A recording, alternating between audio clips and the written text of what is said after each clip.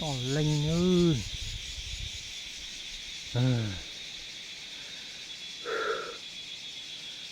Tua cực kia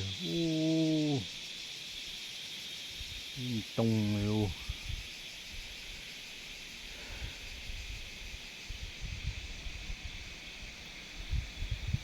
tàu xả này đâu.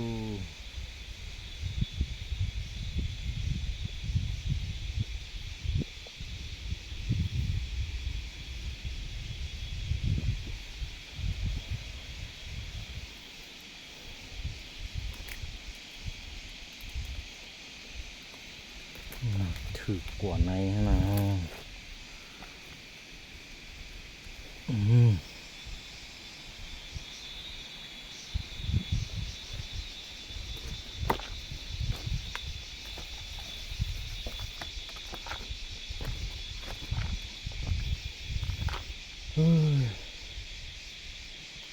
Này nhá.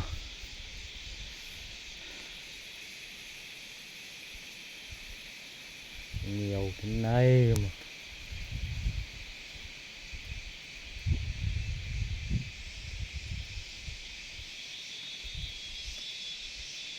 Đấy. Nhiều chưa? Ý da. Đó.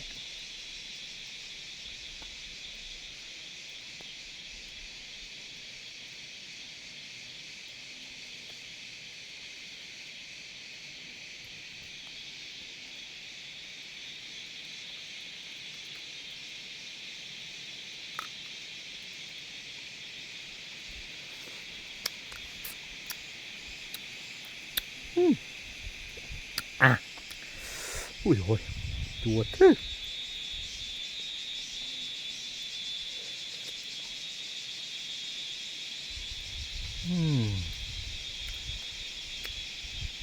À. Ui dồi.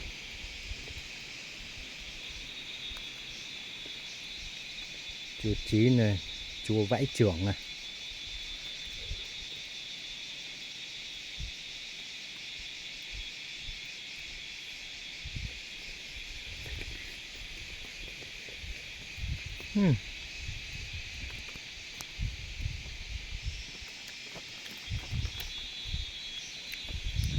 À. Này là phải tầm tháng 8 nó mới chín, là cuối tháng 7 nó mới chín được.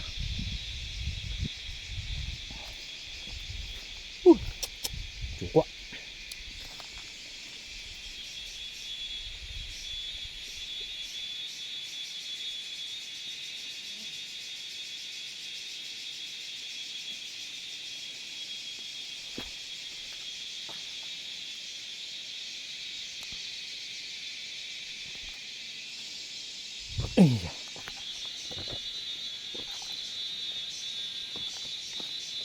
Đi xuống này xem nào.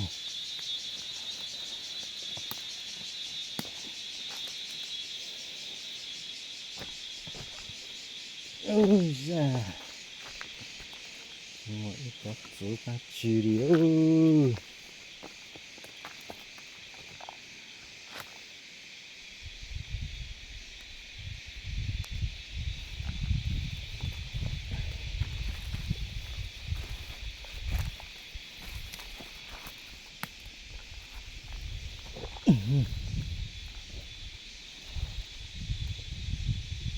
Có cái quả gì đây nhỉ?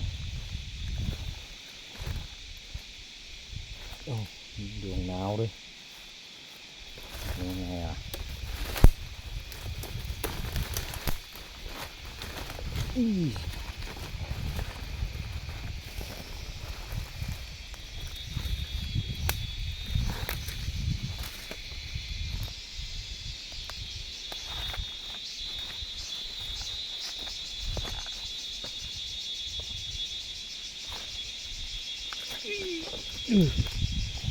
Đá nhiều quá này. Cái này thôn mà dốc lắm nha anh em nhé.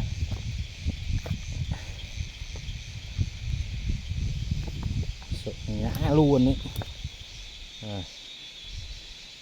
Mạng núi đá này. Trời ơi.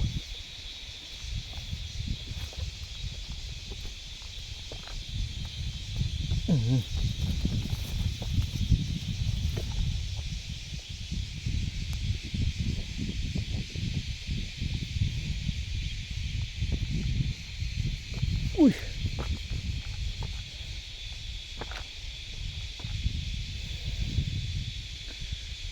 Đây có một quả, cái này là gọi là quả gì đây? Quả móc mà. Đấy. Đó, một cái chùm đây này. Quả này hôm nọ có con cày ăn nhé, nhưng mà nó chỉ ăn khoảng 1-2 lần nó thôi. Đó. Quả này bây giờ chưa chín này. Đấy, cái chùm to to này này.